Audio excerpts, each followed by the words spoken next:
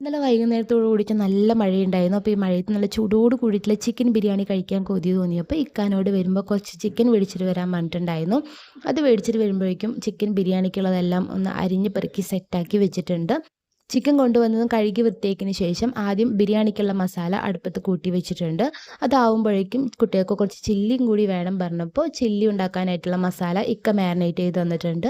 അത് സൈഡിലേക്ക് വെച്ചതിന് ശേഷം കുറച്ച് തൈര് സാലഡും കൂടി റെഡിയാക്കി എടുത്തു. എന്നിട്ട് അരിയൊക്കെ ഇട്ട് കൊടുത്തിട്ട് ദം ചെയ്യാനായിട്ട് ഒരു 10 മിനിറ്റ് മീഡിയം ഫ്ലെയിമിൽ വെച്ചിട്ടുണ്ട്. ഒരു 10 മിനിറ്റ് കഴിഞ്ഞാൽ നമ്മുടെ ചിക്കൻ ബിരിയാണി റെഡിയാണ്.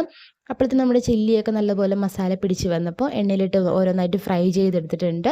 ചില്ലി ഫ്രൈ ചെയ്യുന്ന സമയത്ത് ലാസ്റ്റായിട്ട് പച്ചമുളക് നടുകേറിയതും കുറച്ച് കറിവേപ്പിലയും കൂടി ഇട്ട് ഫ്രൈ ചെയ്യുകയാണെങ്കിൽ ചില്ലിനൂടെ കഴിക്കാൻ നല്ല ടേസ്റ്റാണ്. എനിക്കിതുപോലെ കഴിക്കാൻ നല്ല ഇഷ്ടമാണ്. അപ്പോൾ ചില്ലി റെഡിയാക്കിയതിന് ശേഷം ഡിന്നർ നല്ല അടിപൊളിയായിട്ട് തന്നെ ബിരിയാണിയും ചിക്കൻ ചില്ലിയും തൈര് സാലഡും കൂട്ടി കഴിച്ചു. അപ്പോൾ ഇന്നത്തെ മിനി വ്ളോഗ് ഇത്രയേ ഉള്ളൂ. നാളെ കാണാം. ബൈ.